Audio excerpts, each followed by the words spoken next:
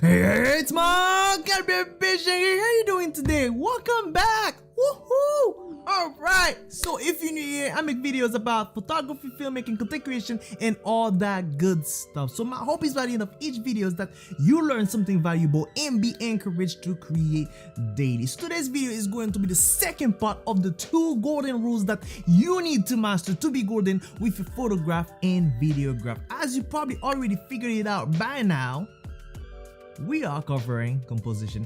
Now, what does it mean to have a very well composed image? It simply means when somebody looks at your image or footage, you're able to draw their eyes into a specific subject or talent. Basically, whatever it is that's happening in the frame, all the chaotic stuff that's happening, you're able to focus that person's attention towards something specific into all the chaotic stuff that's happening. As simple as that. So there are a whole lot of them. However, today we are going to cover the 5 that I personally always am looking for every time I go out shooting. Well, they're also my favorites, so I just figured I'd share them with you. That's it. First, let's start with leading lines. Leading lines. What are leading lines? Well, they're simply the lines that leads your eyes towards a specific subject or talent. They're legit everywhere. You can find them like sidewalks. For example, in that photo that I have on my Instagram that I actually shot Chris jumping from the sidewalk with his sneakers showing, that's me using the sidewalk as a leading line to draw your eyes towards the sneakers.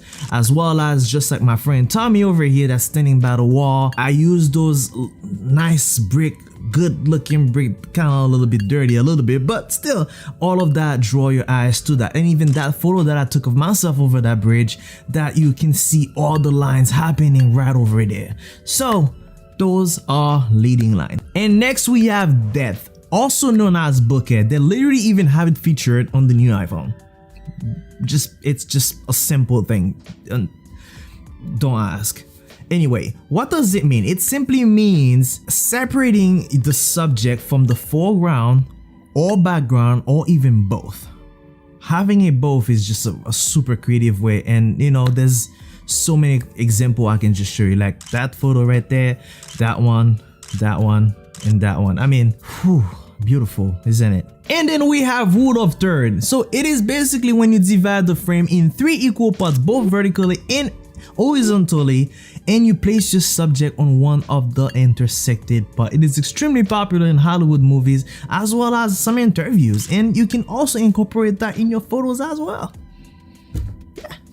We have perspective. Perspective, it's basically being different from everybody else. Like most people probably going to take a photo, they're just going to have the camera right in front of their faces just like that, or they just have it right up to their eyes just to be able to like grab the shot. And all you basically have to do, you can just either like hold the camera on top looking down, or you can go all the way down to the floor looking up. You will have a whole different perspective of a whole different photo that you may have gone to the same spot that everybody else is going. Just by doing those little tiny simple tweak, it will just bring your photos just from there to there just in an instant. Or it doesn't even have to be just you moving the camera. You can even just move your subject from one side to the other side. That's basically changing the perspective just as well. Last but not least, we have subframing. Subframing is basically the frame within the frame that bucks in the subject to draw your eyes towards that specific subject. Either you can shoot through something, or just whatever it is that's happening in the background or foreground, you place your subject basically